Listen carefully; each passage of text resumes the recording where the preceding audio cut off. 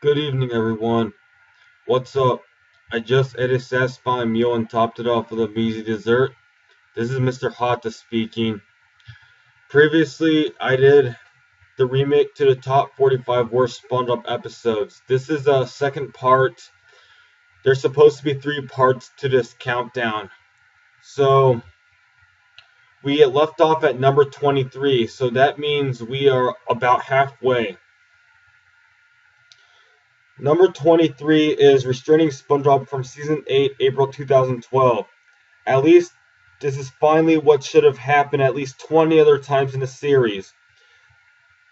So SpongeBob wakes up by Squidward by sharpening his spatula. Whenever on earth does he even do that, outraging him? Hey, wait just a second. Since when has SpongeBob sharpened his spatula? Squidward refuses to walk with SpongeBob to work, and I honestly can't blame him for that. At work, Squidward is disrupted from an incredibly loud noise, burns himself from the stove, gets deep fried bitten, and crashes into the soda machine that is only seen in a few episodes, such as a Dumb BS Dear Vikings episode from Season 6, November 2008, and Born Crabs Again, Season 3, 2003. Yeah, Squidward goes mentally unstable. What does he do next, one might ask? Well, without telling SpongeBob, Squidward gives him his very own restraining order, which means that he must stay a minimum of 15 feet away from him. SpongeBob asks if he can get Krabby Patties in jail, which of course he can't, where he will be going if he breaks the restraining order. SpongeBob is having difficulty doing his work.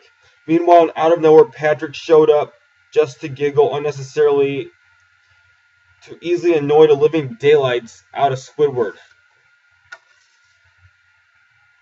Squidward, who has been annoyed quite enough, wants Patrick to go far away, saying, "Patrick!" Well, who wouldn't? Instead, Patrick keeps following him everywhere, all day long, even to the bathroom. Who knows why? Is Patrick gay too, like SpongeBob?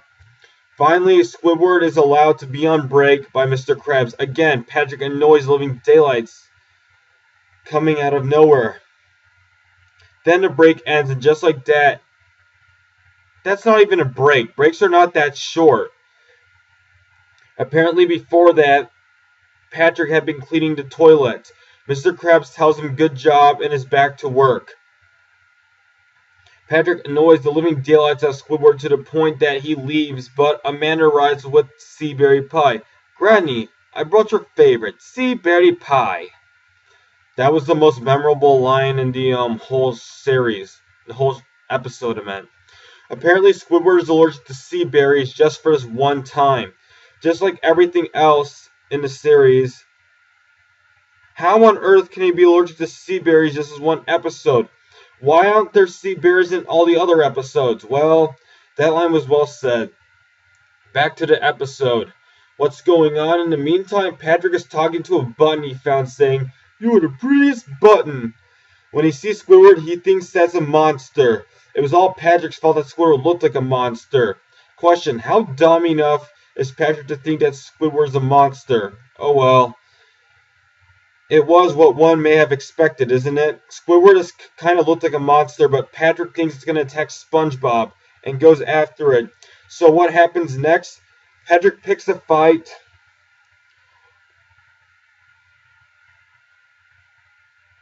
with Squidward, which turns out to be brutal.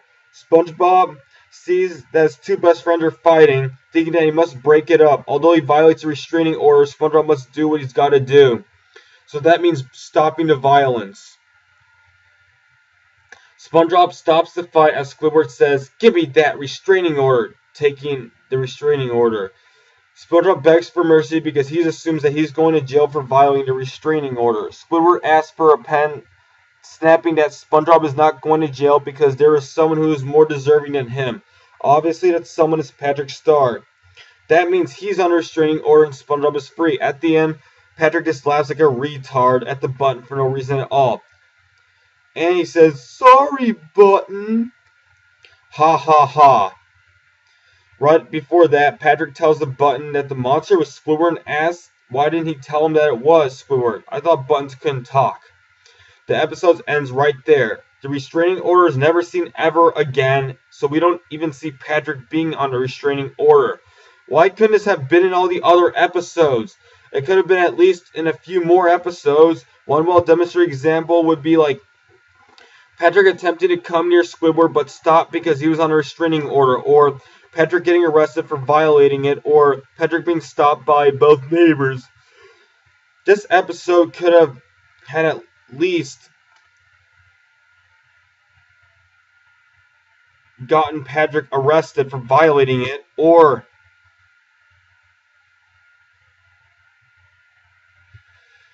it making Patrick stop for many good reasons.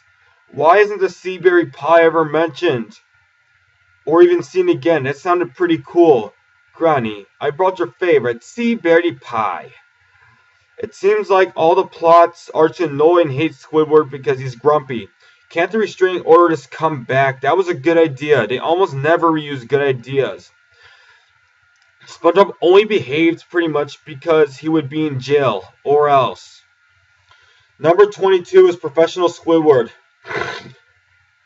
From Season 6, February 2009. Squilliam Fancyson III is celebrated as an honorable one. One says that he's so genius that he doesn't even have to touch an instrument to be brilliant. Obviously, Squidward is jealous and storms out of sight. However, he is mistaken for Squilliam Fancyson by a lady. He denies it, saying he's content with being Squidward Q Tentacles. The lady says that's too bad because Honorable Squilliam was invited to teach music. A thing that Squidward really is interested in doing. To have this honor of teaching, Squidward lies a Squilliam. The lady believes it the second time. After the class, Squidward is asked to write his name on the board.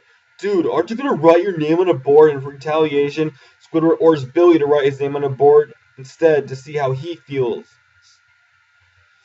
Out of nowhere, the two numbskulls, Patrick and SpongeBob, are in class and almost call Squidward Squidward. Whoa, what the? Where on earth did those two imbeciles even come from? Is this a plot hole? Why? It may be. It's not explained how the two imbeciles even found the school. Just in time, Squidward makes the two numbskulls or gets them to shut up or shut their mouths before they say his name. Finally, Squidward gets those two to shut up for once.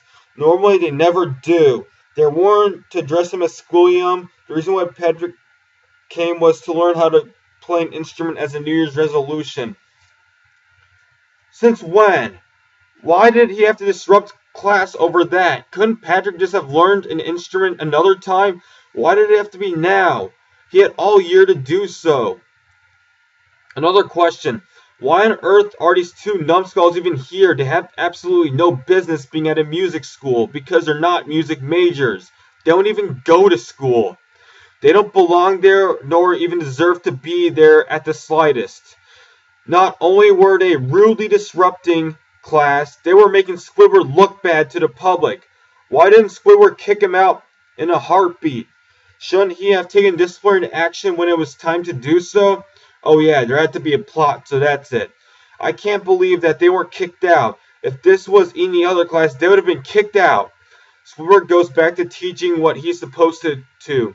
No, these questions were not even answerable. When Squidward attempts to finish his important sentence, SpongeBob is really disruptive by giggling enough times. Apparently he was tickling himself by using his feet. How on earth does one even do that? That does not work well. I tried it just now. The next outburst was when Patrick tickled SpongeBob. Yes, it was all Patrick's fault this time, like it has been at least 20 times throughout the series. For once, you two, behave yourselves already. Earlier, they were called nincompoops by Squidward. The third outburst was when Patrick was dumb enough to think that the music lines were train tracks. Patrick once again rudely disrupts class for the third time. Just over that, because he has no self-control whatsoever. He shows off his engineer hat that he got at a train convention, which is never seen. Which has absolutely do nothing with music at the slightest. Stay on topic, Patrick. Do you know any better?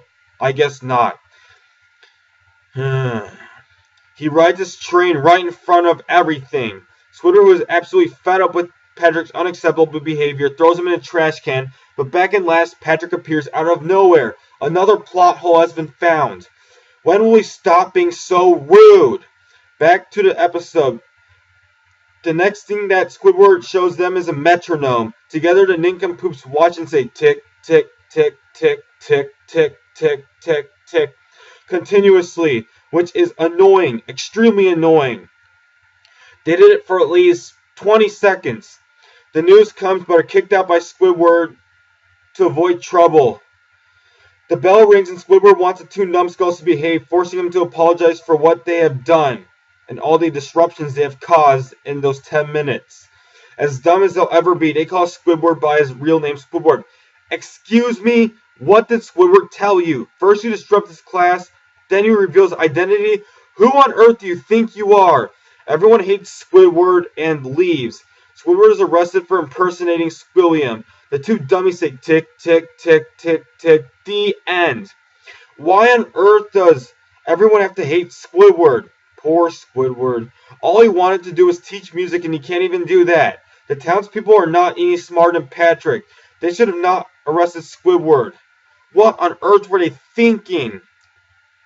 Number 21 is the long-awaited spin-off to Bubble Buddy from Season 2, and that's Bubble Buddy Returns from November 2011, Season 8. What one may have waited for perhaps well over a decade to see. Here's the summary of this spin-off, or the sequel. It's not going to be pretty. A bubble causes problems to the citizens of Bikini Bottom when it's on its way to SpongeBob. Well, it doesn't matter because the citizens of Bikini Bottom don't deserve to be respected at all for all the bad behavior they've caused in all the other episodes. Why is it on its way to SpongeBob? Apparently, SpongeBob has been asked to take care of Bubble Buddy's son, Shiny, while he's away. He has to make sure that Shiny is kept away from sharp objects, which is a given. Wait, Bubble Buddy is a son? Didn't know that. Before SpongeBob can even ask where Shiny is, Shiny appears out of nowhere. How on earth did he get there so darn fast? Did he float? Without being invited, Shiny barges into Squidward's house and causes massive destruction. How on earth can a little bubble cause that much destruction or be troublesome? Shiny was even bad enough to ruin a perfectly good painting done by Squidward. Even at the Krusty Krab, he was quite a burden to everyone, including Mr. Krabs. Oh yeah, Bubble Buddy still owes money to him. Who forgot that? Hey, at least that statement was true. At least that was something remembered from the actual episode.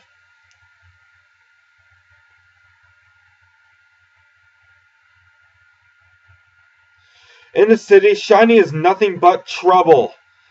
No, Shiny is nothing but a burden to everyone. As SpongeBob tries to save him, Shiny keeps getting him hurt because he keeps going to places that could pop him. Like a scissors factory, for example. At the end, Shiny is taken back to be given to Bubble Buddy, his owner. The end. Yeah, so that was the long-awaited sequel to Bubble Buddy. Bubble Buddy Returns. So basically, SpongeBob had to watch over the burdensome son of Bubble Buddy. What a bad sequel. Time to go on a rampage. From all the trouble he caused, Shiny didn't deserve to live. He deserved to be popped. What's with no character wanting to pop him in this episode? Remember when everyone wanted to pop Bubble Buddy? Overall, Shiny is extremely unlikable. Who on earth actually likes him? This episode was boring compared to Bubble Buddy. Even Bubble Buddy was not as troublesome.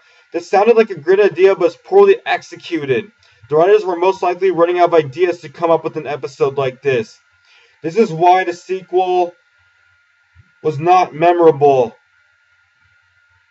Shiny did not deserve to stay as a bubble.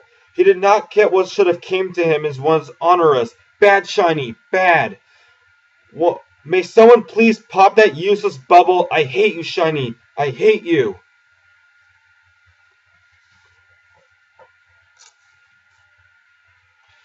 Shiny should have died. End of discussion. Now we have made it to the top 20. So that means it's time for the top 20 worst SpongeBob episodes, second edition, 2014. All these episodes are bad enough to make it this far. Some are just as bad from the other countdown from almost 2 years ago. 25 episodes down, 20 left to discuss. Number 20 was a hard choice and has been chosen to be Patrick Man from fall 2012. It had to be from season 8 or 9. Patrick was very sad when he's jobless. SpongeBob asks him what he wants to do and to think, but leaves to go to work. Apparently, Patrick needs a break from thinking so hard and watches Mermaid Man and Barnacle Boy on TV. Almost about to give up, he steps on the toilet and says, "Fight evil!" after watching TV. So that's what he does. He has chosen to do. Fight evil! Patrick is now Patrick Man, a so-called hero quote-unquote defender of Bikini Bottom. When a Krusty Krab is empty, he arrives with a silly name and super silly outfit. Mr. Krabs and Squidward, who have common sense, make fun of it, especially the outfit. Meanwhile, SpongeBob thinks it's cool that Patrick is a superhero, wanting to tell his family and all his friends, but the identity must be kept secret for perhaps many good reasons. At school, when there's a high five for doing well, it is blocked by Patrick, who assumes that it's violent. Violence solves nothing, he says, and with that leaves, confusing the two boys. Mr. Krabs leaves an old woman behind over $1. That shows us greed right there. Just in time, Patrick stops Mr. Krabs from taking a lost dollar and says, "Thief, stealing is bad," forcing it to stay on the sidewalk where it belonged using swiftness. The old woman ends up finding the dollar. How on earth did she make it past that atrocious traffic? This may not matter. The third thing, so-called Patrick Man calls Mrs. Puff a boat thief who was attempting to rescue a poor student, but is seen as a boat thief because of a note left to the dim-witted police. They think she's a boat thief and arrest her. The student is abandoned. Wait, what? Why didn't the police rescue him? That's their job. All they do is arrest people. In the series, that is. Back to the restaurant, Krusty Krab. There are complaints that Patrick stole the customer's food, such as a milkshake for an evil plot or a Krabby Patty just to fulfill his fat stomach because he's obese. So really, he's been nothing but trouble this whole time. SpongeBob was a bit of common sense thing. Patrick has gone too far, way too far, in which it has. Correct you are, SpongeBob. To the point where disciplinary action must be taken by SpongeBob and Mr. Krabs. Question, does Patrick work for the Krusty Krab or is he just hanging around there? He thinks that he knows or always knows who's behind the mask. He attempts to unmask a supervillain, but the customers are not. The attempt angers them, making a few want to leave and never come back, ever again. One said, "I like to hold on to my face, thank you." Mr. Krabs, who has just had enough with Patrick's stupidity, says, "All right, we've all had our fun with Patrick Man, but I was about to unmask a supervillain." Yeah, that was BS. But he refuses to let go, even though he was told to.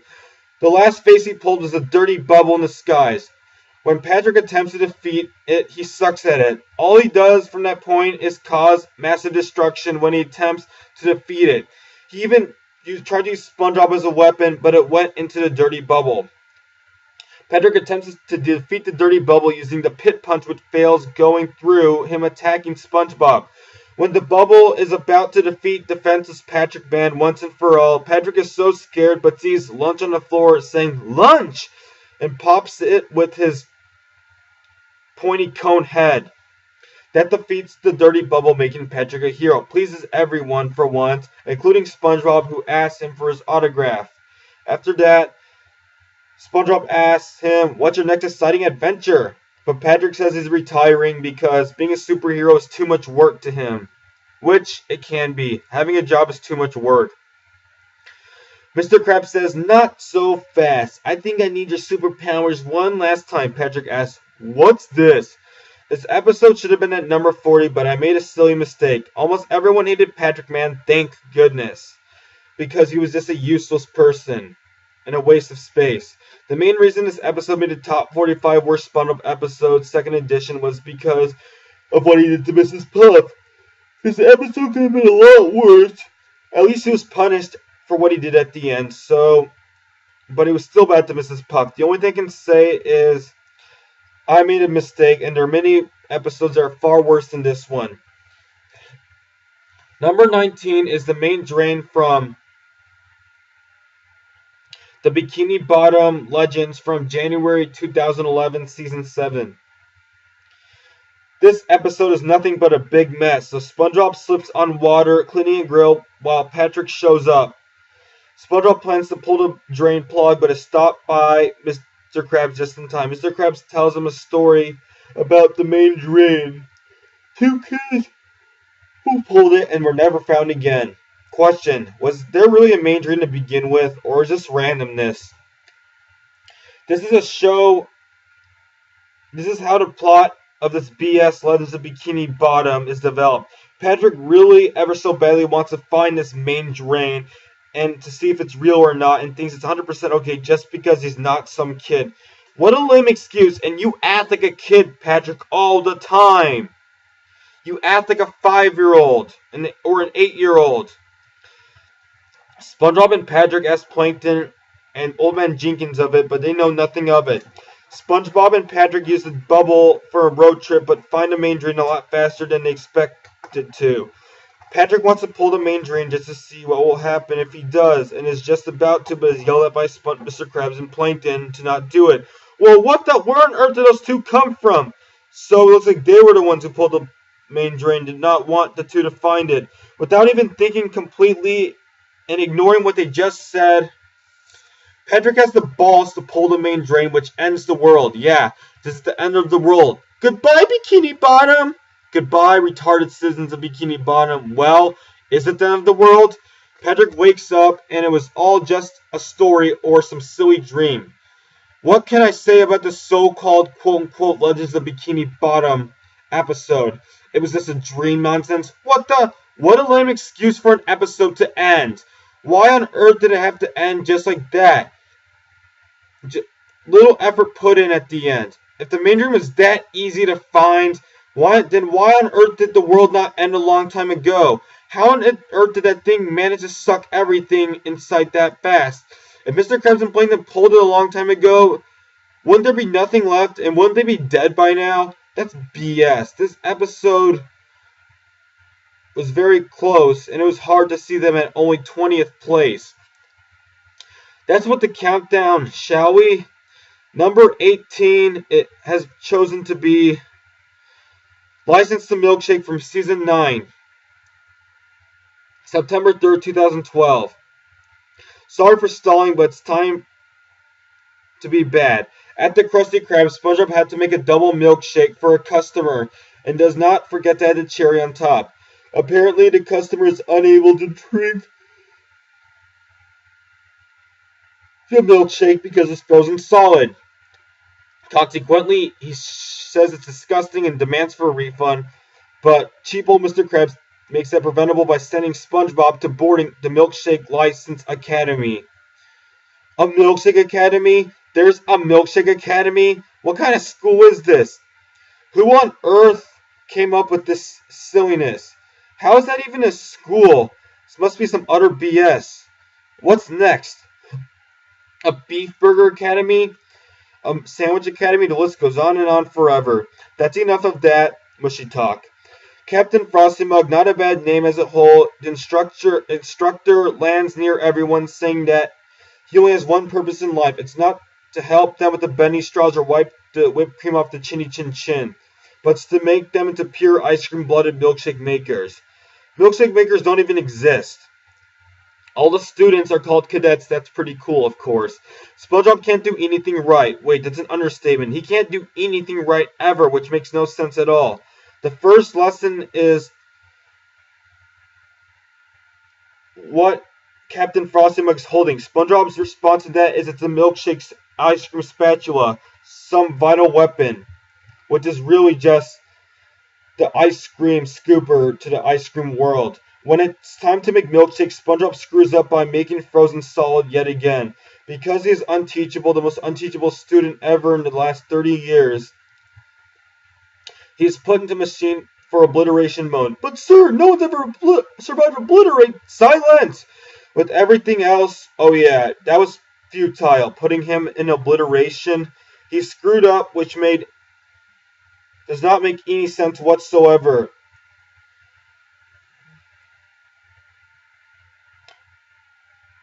"4 hours later, and yeah, all like the solid frozen milkshake. 4 hours later, Captain Frosty Mug gives out the milkshake license to everyone with pride. Well, everyone, all except SpongeBob, for you know why. SpongeBob asks why he doesn't get one because Captain Frosty Mug ran out of paper. However, the real reason is why SpongeBob didn't get one is because he can't do anything right. SpongeBob really wants it, but must go back to step one. As it was said earlier, back to basics. With that, Captain Frosty Mug shows him how to do step one, but gets scared because he has not touched a milkshake machine in over 20 years. That long? Dang, boy.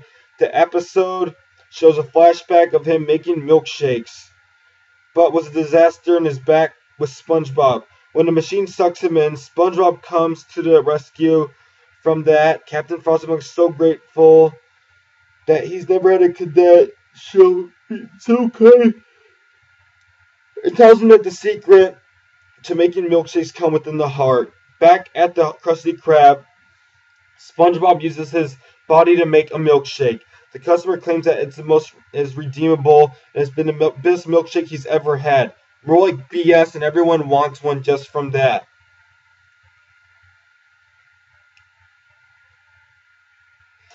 Mr. Krabs asks SpongeBob where he learned those quote-unquote cool moves. Just then, Captain Frosty Mug comes in and presents SpongeBob with his milkshake license that expired 7 years ago. SpongeBob says that would be nice if it was that easy getting a boating license. What? That's it? That's all SpongeBob needed to do to make a milkshake, and it took a whole boring episode to know that? This episode was not only boring, it was futile. Why didn't Captain Frosty Mug tell this to SpongeBob earlier? What do you mean you need a license to milkshake? There's no such thing. Just to make a simple milkshake? What kind of BS is this? Since when on earth does SpongeBob make milkshakes? He hasn't made a milkshake in all the other episodes. So what's so special about this one? This boring episode made no sense at all. How come SpongeBob can't do anything right, but everyone else can? No, he couldn't do anything right. Can he do something right for once? Yeah.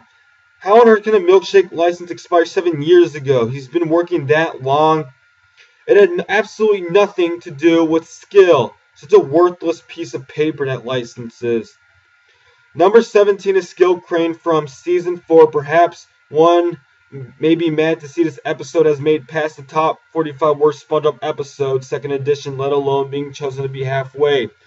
My apologies that this episode made it to the big countdown, but really got out of hand. At least it was not as bad as All That Glitter, Squidward, or Good Neighbor. Those were the only Season 4 episodes that were worse than this one. So, greedy Mr. Krabs gets a Skill Crane as an easy way to make money. It's a quarter per try. Oh, SpongeBob's first try wins a bear. Squidward loses, SpongeBob wins yet again. SpongeBob wins countless times. Like, how on earth did he win all those times? How? Does he have skill? That makes Squidward really want to win ever so badly. Sadly, Squidward keeps trying and losing at the point that he's ran out of money. Meanwhile, SpongeBob wins again and again. We don't know why. Squidward can't stop thinking about this silly machine wanting to win once. Just once. This is relatable to the BS lame Flappy Bird. Everyone did not stop playing until they beat their dumb high score. Because he wants to win just ever so badly like everyone else, SpongeBob tells him the secret. It is, get ready to hear this, is to close your eyes. It works. Wait! What? Hey, wait just a second there, Buckaroo. That's it? That's all one needed to do? To win? It was that easy? BS. What a big fat lie. Why on earth did he just say that earlier? That's so lame. How could he do such a thing? When Squidward finally gets his winnings, guess what happens next? Yeah, Squidward rubs it in everyone's face that he won. However, he's a real Crane, and he screws up big time, getting brutally beaten up for it. That's when the Krusty Krab is obliterated. Oh goodness, I hate those Crane machines. I hate them all. I don't care. It's my opinion. They're nothing but evil money monsters. Those Crane machines. I hate them all. They're these motionless traps what people fall for just like that. Doesn't work like that. Number 16 is also a hard choice. Fine, it's Boating Buddies from Season 6, August 2008. Sorry if this episode did not make the top 10 or top 5, but at least it was bad enough to make the countdown halfway. SpongeBob counts up to 100 for perhaps no reason at all, and then here's something. It's Squidward. Apparently Squidward has been motionless for 45 minutes and wants to be left alone.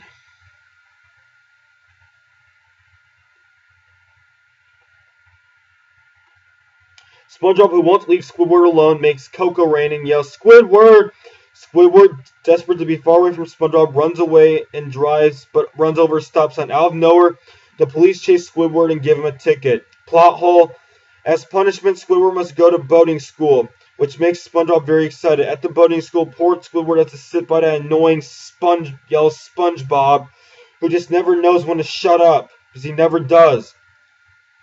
That was the only empty seat. SpongeBob says that they're boating buddies, and which they certainly most are not, and that's where the title of the episode comes from. Squidward isn't due to SpongeBob's endless annoyance and is asked by Mrs. Puck to explain his side of the story.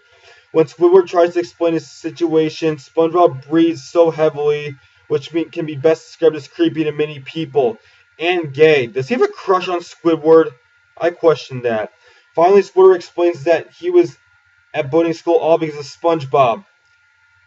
SpongeBob has to explain his side of the story, but instead just uses sweet old time to draw best boating buddies forever. Squidward eats alone but gets brutally beaten up for no reason by a school bully. Then he must partner up with SpongeBob. Again, he gets beaten up by a school bully. When it's time to take the test, he can't fill in a single answer. He has no choice but to ask SpongeBob for help, but has to say that he likes him and that they're boating buddies. Before Squidward can even answer one question, time's up and he gets a big fat 0. Consequently, he must retake the test next week. Why didn't Squidward have to be so severely punished just for wanting to be away from SpongeBob? What else is there to say about this episode? Nothing really. Number 15 is, now we're the top 15 worst SpongeBob episodes, second edition. Hooray. We are 2/3 of the way there, so that means we have 30 episodes down, 50 more to go. These are all atrocities, no questions asked. Okay, I've been stalling this for a long time, but number 15 is Squirrel Record from Season 8 or 9, July 21st, 2012. Just almost 2.5 years ago at the Krusty Krab, it's quitting time, says Mr. Squidward. Which means that's time to go home for everyone.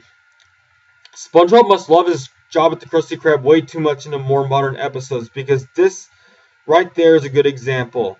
There's a rancid trash that is about to be thrown out, but Sandy emerges from there, attempting to break some world record. After that, SpongeBob helps her break some world records from the whole episode. Examples include longest tongue, eating too much raw chum as possible, eating a Krabby Patty enables survival, longest tooth, largest chili gargle, most walnuts in mouth, most chainsaws juggled, and the world's largest house of cards. When Sandy shows herself breaking the world records, all the records were outdated, so she didn't break a single one. However, SpongeBob has set a world record for most injuries sustained while helping set world records. Except for the world's largest house of cards, everything else was just boring to watch. Trying to set all the world records that fast. Who's heard of a such thing? That's a bunch of baloney, and it's just super surreal. What a bunch of BS. Who on earth would attempt to do such a thing? Nothing can be accomplished that fast. Number 14 is Move It or Lose It from October 2012, Season 8 or 9. Is there really anything to say about this episode? The Chum Bucket and Krusty Krab must be at least 100 feet away from each other. They are 99 feet away from each other. So basically the plot is that both restaurant owners do everything they can to save their restaurants. At the end, all that happens is the bulldozer moves the Krusty Krab a foot away and it destroys a chum bucket. What a lame, boring episode. Why didn't the restaurants just get moved in the beginning? What kind of laws is BS? Bad episode, bad. It was futile. I felt sorry for Plankton. He even gave away free money and sold everything to keep his own restaurant. Number 13. Okay, I've been kind of stalling this for a long time, but it's the Patty Caper from August 2008, Season 6. The secret ingredient to the Krabby Patty secret formula is gone missing, and there is a hole in a briefcase from where it was in. SpongeBob and Patrick decide to solve the mystery on who stole the formula. The first suspect, of course, is Plankton. But the so-called Krabby Patty he made was his very own version. And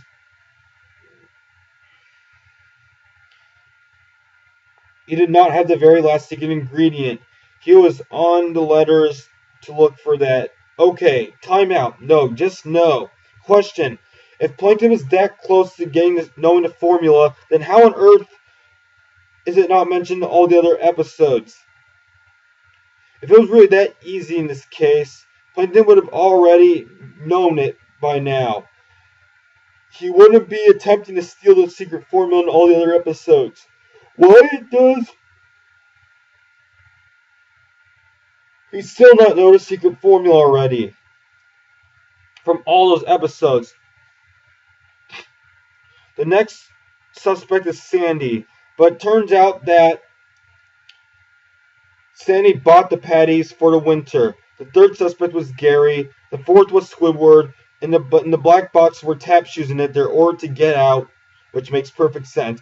Mr. Krabs blames SpongeBob for stealing the formula when it was him all along.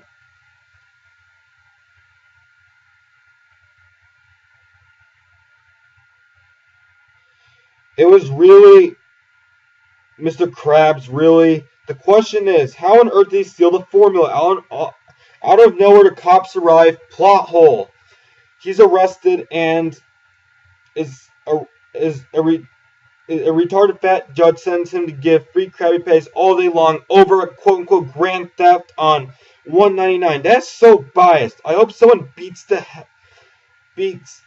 daylights out of that crackpot full of fat judge. Yeah, no logic at all. I really felt sorry for Mr. Krabs. Nothing made sense at all.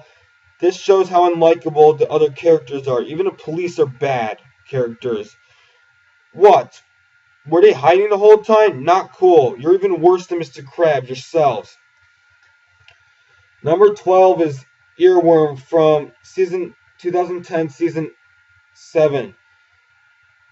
SpongeBob can't stop singing over a catchy tune which is artless. This episode was just so boring that I refused to watch this episode ever again. All he does is sing that annoying tune for the entire episode. He can't perform his crusty duties.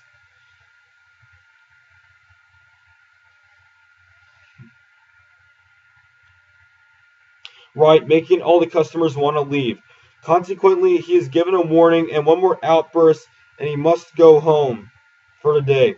He causes a big outburst. It was all because of an earworm, and Squidward plays his clarinet. The earworm leaves. However, later that night, it sneaks into Squidward, and it screams. What an artless tune! This is one of the worst songs I have ever heard. That is why this episode made it to 12th on the list. Nothing else to say except, why didn't the earworm just get smashed, squashed, or killed? That would have been way cooler to see than it being... Couldn't they just have taken it out of SpongeBob? Number 11 is, okay, I've been stalling this one for a long time too. But it's Krusty Dogs from Fall 2010, Season 7. What an extremely boring episode. As a matter of fact, it was one of the most boring episodes in the whole series. I never want to see this episode ever again. SpongeBob plays with Krabby Patty meat and creates a hot dog from it, or a wiener. The new product sells like hotcakes. Even more than the Krabby Patty. SpongeBob causes a big scene over what? The removal of a Krabby Patty? Who cares? What a boring scene. Everything in this boring episode was so boring. The plot, the beginning, middle, end, the music, everything. The atmosphere.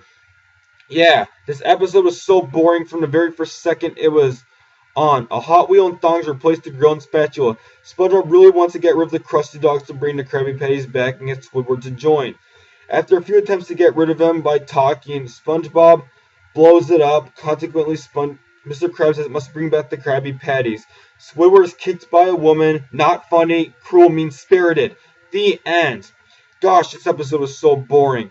Why would SpongeBob care so much about a lame old Krabby Patty? The Krusty Dogs are never seen again. The end. That's that. Time for the top 10 worst SpongeBob episodes, second edition. This is going to be the home stretch. Finally, after 35 bad episodes, we have made it to 10. 10's 10. No questions asked. The top 10 finally here. Have no fear. Number 10 is Someone's in the Kitchen with Sandy.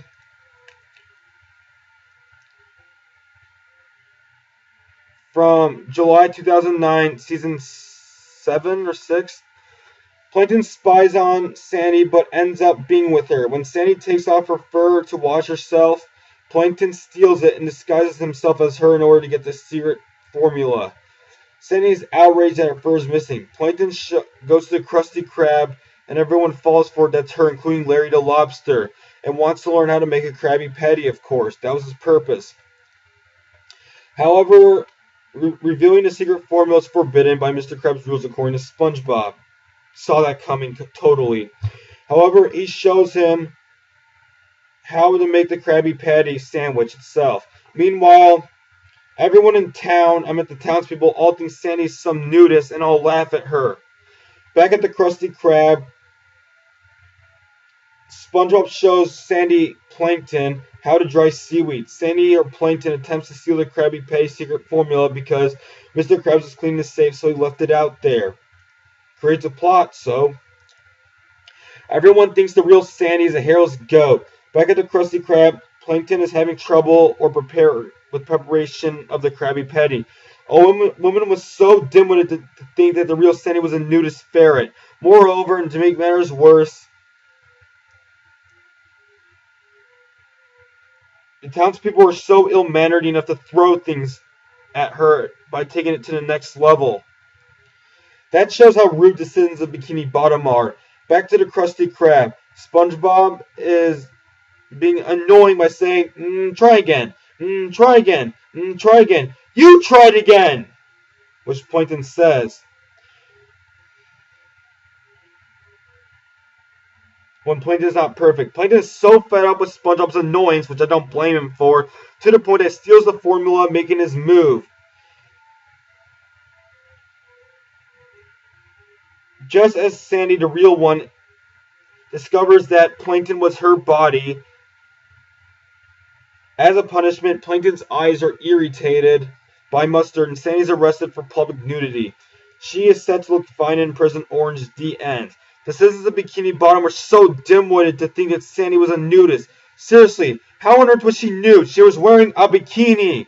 Did you even look, or did you assume, or were you just trying to be a school bully? How retarded are you? Why, you mean-spirited citizens, you brainless fools? Do you even have a clue what nudity is? Nope, didn't think so. I hope you all get raped by someone in jail. How on earth is she a goat, ferret, or chipmunk? A fine example is of how these townspeople have no class and there's a bunch of dunderheads. No likability whatsoever. Do you have any common sense? You have an IQ of 0, that's what. Number 9 is Krabby Chronicle from Season 8, August 2008. Not too far from the Patty Caper and Time and Rank, because they came out in the same year, same episode, and same month, and were pretty close. This is so much to talk about in this countdown. This deserves to be beaten up. Mr. Krabs is extremely cheap, so he must be penniless or even centless. He puts an ad to Bikini Bottom Examiner newspaper, which only costs him a nickel. The purpose of that was to attract many new customers. So far, there are no new customers. But the bottom feeder is where it's at, and that newspaper brand seems to be selling like Krabby Patties or hotcakes, which gives Mr. Krabs an idea. Alright, he worked on a printing press all night. He makes SpongeBob twice as busy with 2 hats instead of 1. As well as being a fry cook, SpongeBob is also the news reporter for the Krabby Chronicle. That's a newspaper name. He gets a badge in his very own camera. Mr. Krabs expects him to find juicy stories that will sell well. Then he spots Patrick waiting for the bus, just as he's watching a poll for no reason at all. Nobody wants to read the story. Local resident watches poll, which is said to be malarkey by Mr. Krabs, which he is right. He might feel the same way too. SpongeBob is told to use his imagination. Instead of man watches poll, man marries poll. Although SpongeBob thinks of it as lying, Mr. Krabs says it's a joke. Mrs. Puff is going to laugh her head off when she reads this. That's what SpongeBob thinks. The story is sellable. Boating teacher gets in high-speed chase. Mr. Krabs asks, how can a little news story hurt Mrs. Puff? It ruins Mrs. Puff's business. Like, how? It's just some silly story to be profitable. The next thing SpongeBob does is stalk Larry the Lobster. A dummy is rude enough to ask, hey, Larry, big guy, can I punch you in the gut? Sure, it won't hurt a bit. He is punched in the gut and consequently laughs. Consequently, he is kicked out of the gym from the story. Out, out, out, out! Hey, what's the big idea? Larry the loser gets pinned up by Pipsqueak. But, no buts! I can't have you, a wimp like you, destroy my gym reputation. You're banned forever.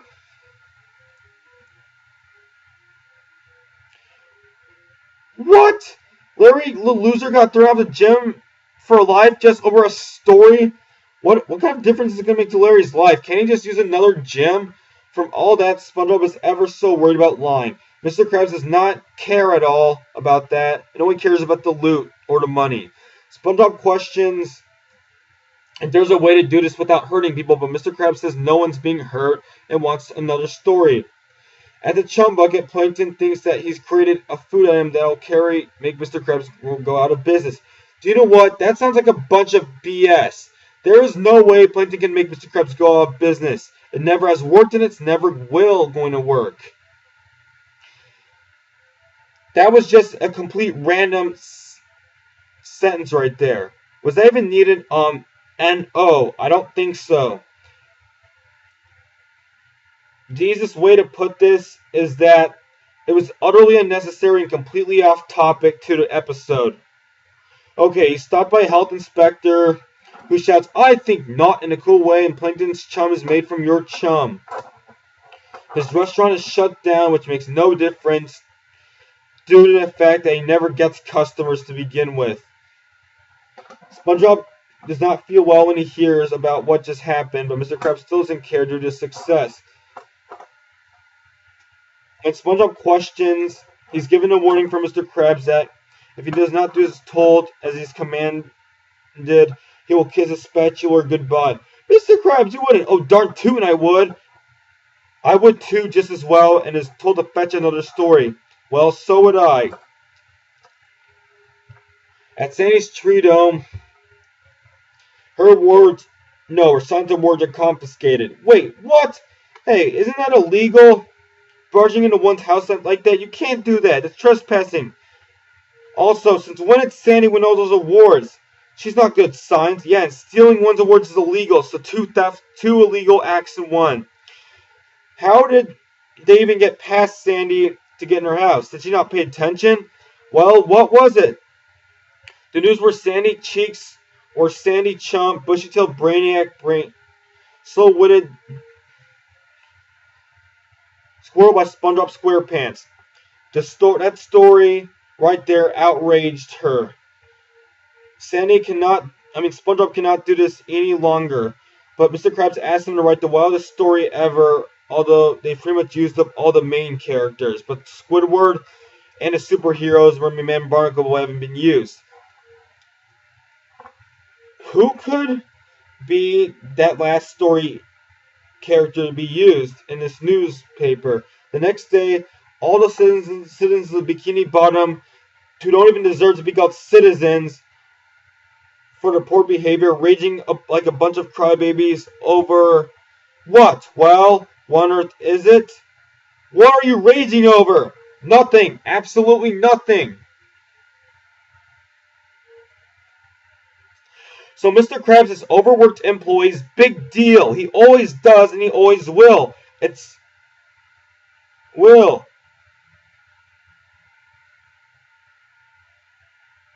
If people didn't get that through their thick skulls already, someone's going to pay for this and get beaten up. This is serious. It's your own fault for everything. Remember that. A rude woman screams at the top of her lungs. How could you do this to such an innocent child? It's sickening and inhumane! Do you know what, you big fat lady? You there! Shut up! And no, SpongeBob is not innocent. Child, how can you think that? SpongeBob may have been innocent just for this one episode, but most certainly not in all the others. Okay, when I watched this part of the episode just recently, well, I did well over 6 years ago, I laughed. That obnoxious woman should have been beaten up by someone. This is how uncool she was. Sandy points out they were all lies. Plankton lost his restaurant because of him, even though he thought he was evil. All the kids want to beat up Larry for a lobster for lunch money? That's a lie. Nobody beats people up for lunch money. And how is that even possible? That's baloney. Malarkey. Nonsense. All the rude citizens do is steal back their money. Oh my goodness, come on. Couldn't Mr. Krabs have beaten everyone up? I really want to see all the characters get hurt by Mr. Krabs. At the end, Patrick asks for Krabby Patties for his wife, Paul. That is never seen again. The end. This atrocity easily shows how retarded the townspeople really are.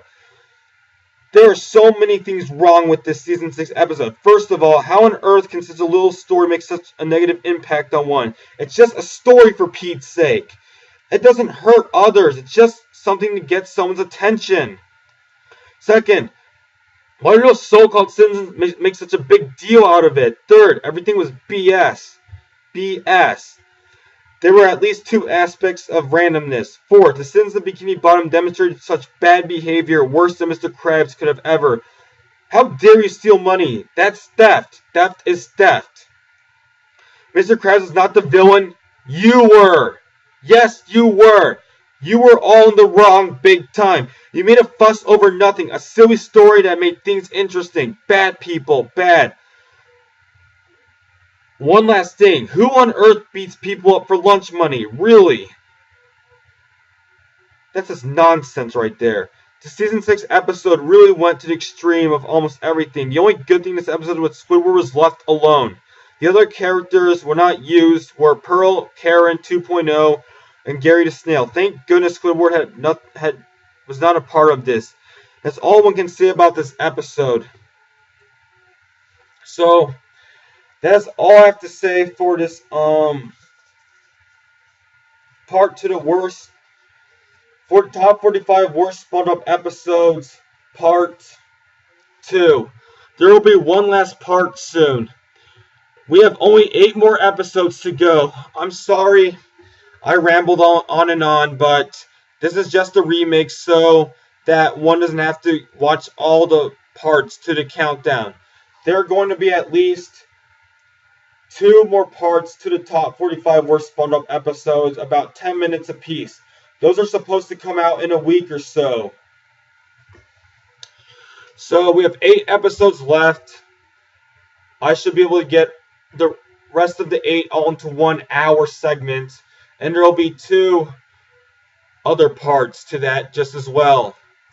I am planning another SpongeBob countdown. This time it'll be the 3rd edition. Top 15 or top 20 worst SpongeBob episodes, 3rd edition. So, with that, I'm about to sign out.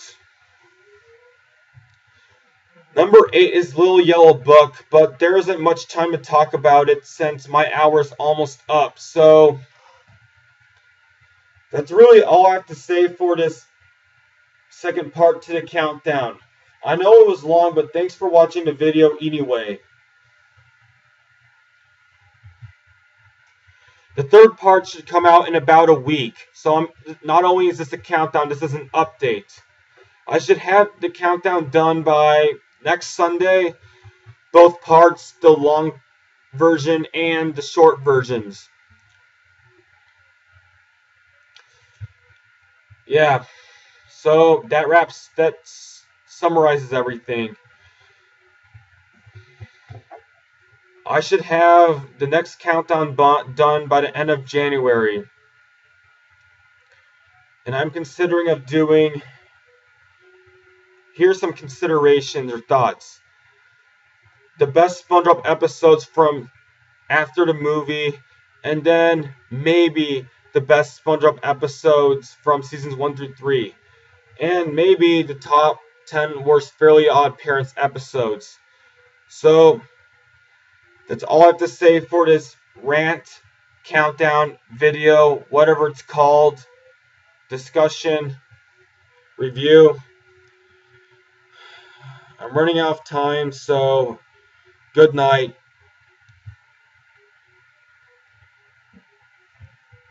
P.S. It won't take as long next time.